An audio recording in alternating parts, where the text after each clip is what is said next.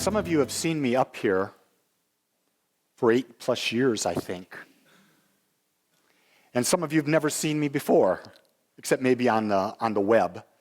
Today I'm going to try to share with you an idea, give you a real overall perspective about who we are at Agape. What is this thing we call agape? And we know that agape in Greek means unconditional love, the love of God operating through the human heart. But let's take it a bit further, because there are people in the world that you're going to come up, I go to a place called Agape. What does that mean? What can you tell people that they will get? Agape is, we are a trans-denominational church. I'm making no bones about that. Trans-denominational meaning we go across all religions, all faiths, and we are a church. According to the United States government and the 501c3 that we individually have, we are a church. But then again, the question becomes, what is a church? Let's define a church. A church is a place of worship. So it's a place. Is this not a place that we're in? So what does the word worship mean? Well, worship means the study of God. So are we not here together in one place to study this idea that we call God? Now, one of the things that when we refer to God as a beingness. It is an it. It is not a he. It is not a she. It doesn't have inhuman qualities. Being infinite is all-knowing, everywhere present, always present, and everything is created out of it, so it is all that exists, and it cannot recognize anything other than itself, but because to do so would mean there would be something other than it. So our role in religious science as a trans-denominational church is to better understand that idea. And so then we go, what is it? What is else are we? We are a part of the Centers for Spiritual Living. The Centers for Spiritual Living is a worldwide organization. It's part of the New Thought movement. New Thought meaning that with every new thought, we can change our life experience. Okay? And as we filter more and more new thoughts on top, we create a mental atmosphere. The mental atmosphere changes what we experience.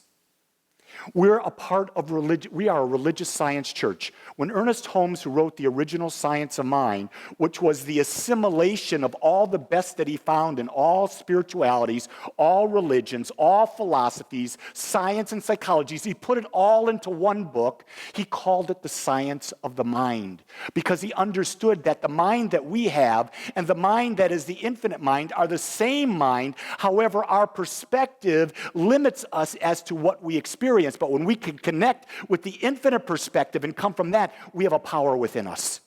So we are a religious science church, and I love that idea, because to say I am a religious scientist means that I take spiritual principles and I prove them. And I prove them because the only leap we have to ever make is that there is something that is infinite. And if you look at all the major religions that are in the world, they all believe in something that is infinite. Well, that means we're in common with every religion out there. I believe we're even common with agnostics and atheists. Why? Because what are agnostics and atheists rebelling against? They're rebelling against an anthropomorphic idea of God. In other words, a God that has human qualities, a God that is a superman or a superwoman. They don't believe that, but they know there's an organizing principle. Well, if there's an organizing principle, it's so logical that if there is that principle, then we must be a part of that principle. We're individualizations of that principle. We are a philosophy and a way of life that teaches how to better self-love through conscious living. That's all we do at Agape, is that alone. And when I talk about the idea of self-love, I really come into the idea that love is this idea of accepting. If we cannot accept ourselves as we are, with everything that's in us as we are, then we're not loving ourselves, and we cannot give that to anyone else in the world. I think I posted that today as part of my thought for the day. Was this whole idea is that we're judging, all the time judging. Why not go into we're accepting, and we see where there's contrast, and if we don't want to be a part of the contrast, we just moved someplace else. You know, to accept someone doesn't mean to like them. I accepted my mother-in-law, and I spent very little time with her. You see, I accepted her. I accepted all that she was while she was on this planet. And it made it easy because I did that. But I could limit my time because I get to choose. What is a religious science church? A religious science church is a state of consciousness. It's an idea. It's a state of a mental atmosphere. That mental atmosphere, it's a place where only two things happen. People are taught about a divine presence and a universal law of good which reacts to it. In other words, they're taught there's an infinite power and presence, but in that power and presence, there is an aspect of it that is called the law. And when we use the law, when we change our mental equivalent within our own mind, the law that is the law that created everything responds to us naturally, easily, and effortlessly. When things are not being created the way we want it, it's because we haven't given the law the appropriate mental image that we've embodied, that we believe at the core of all that we are. That's like I said earlier today, it was natural to come into this new building, natural into this new state because we've done so much prayer work over on it. We have been praying for this space for 8 years. And all of a sudden we're here, and when we walked in, it just felt good. That's how everything demonstrates. If you're dating and you're struggling to meet that person, guess what? You don't have a belief big enough yet of what that person's like. If you're not in the right job, you don't have the right mental atmosphere. Because the second you have the right mental atmosphere, the right man or woman will walk into your life and it'll be natural and easy. The second you have the right atmosphere, the right job will be made known to you, either through an advertisement, a referral, or somehow, and it'll flow with ease. Because the power that created the universe is the same power that is responding to us.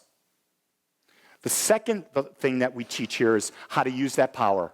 We talk about this day in and day out because to have personal responsibility for our lives means we have to know how to use that power. And that should be the number one thing that we're always concerned with.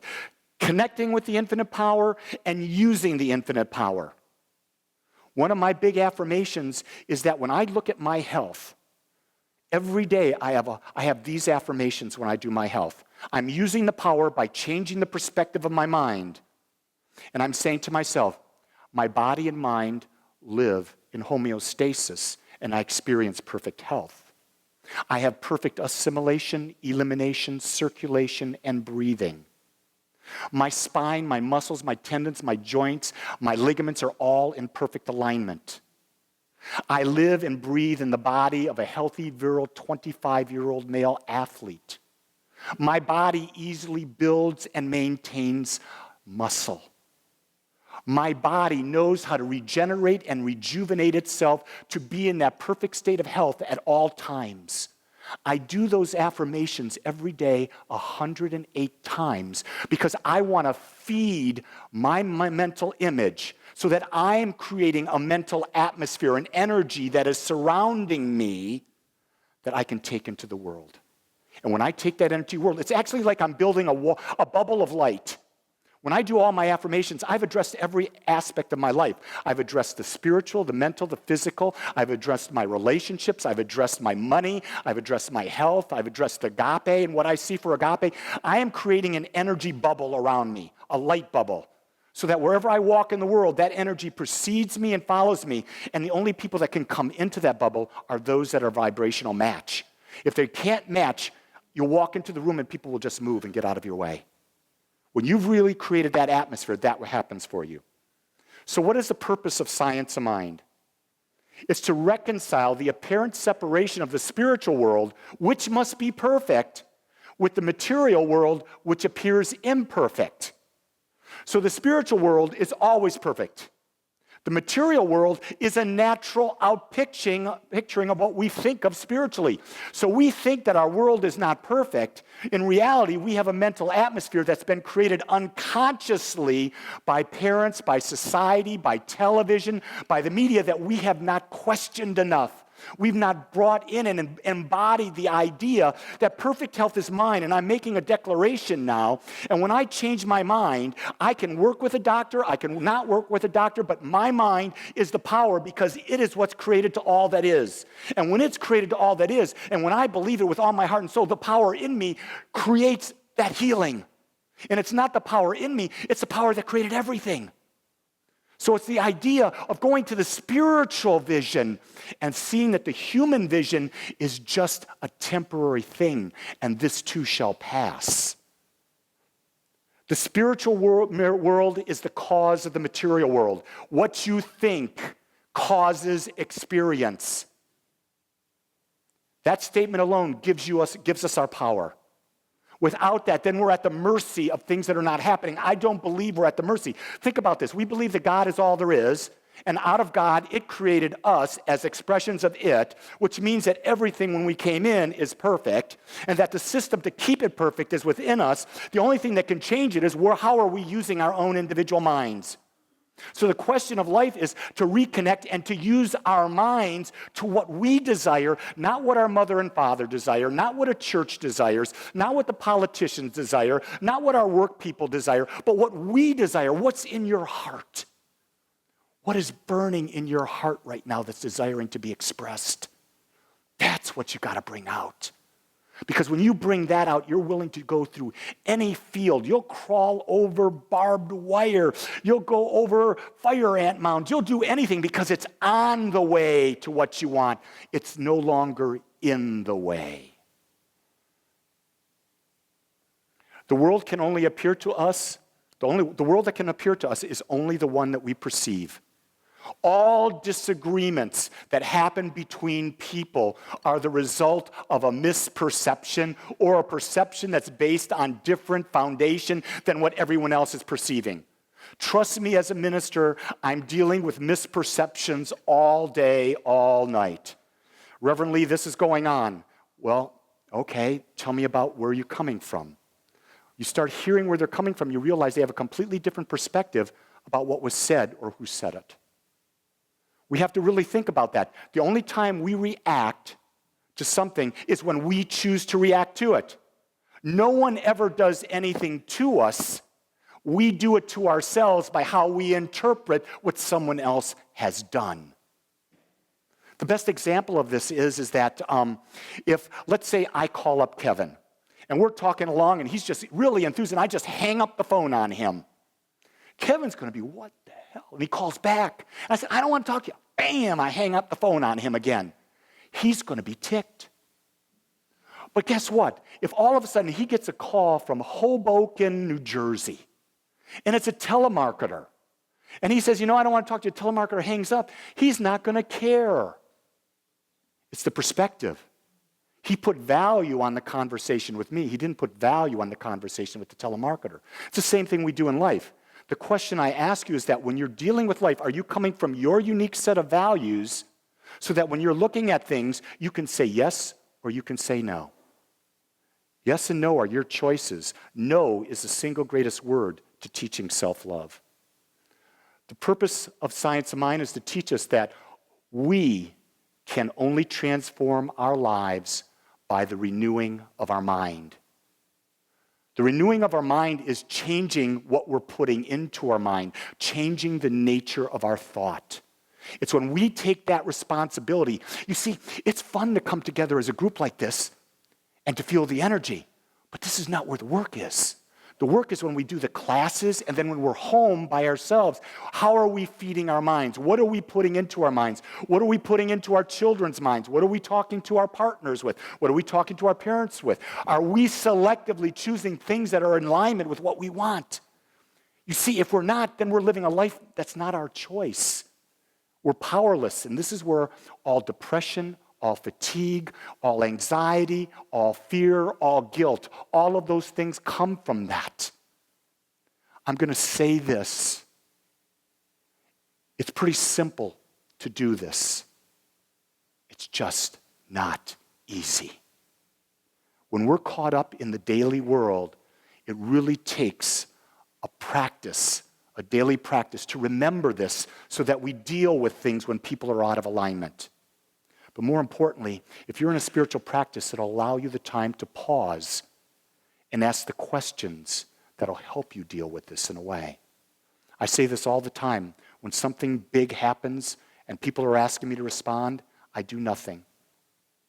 Then I pray, I meditate, and I listen for my answer.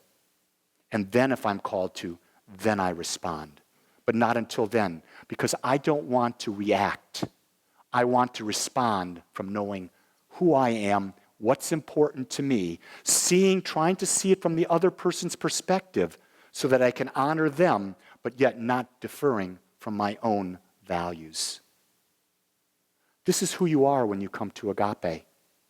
You're a part of a worldwide organization that believes in a practical approach to spirituality, and you're about creating a life so full of self-love because you've chose to live consciously. I can't think of a better way to start the new year than to anchor that thought and start to plan and to dream about how we can make that real in our lives today. So I'm going to pray. I want to thank you for joining us today. I'm so grateful that you took your time to watch or listen to this message. If you found this message beneficial, I would ask that you go to our website, agapecsl.com.